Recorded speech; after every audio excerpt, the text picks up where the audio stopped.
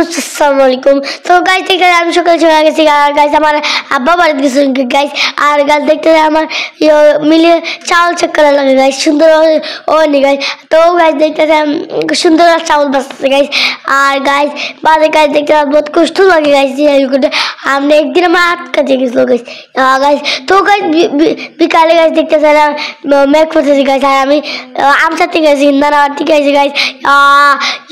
আলাদা গাইস একটা আম সাথে গাইতে গাইস।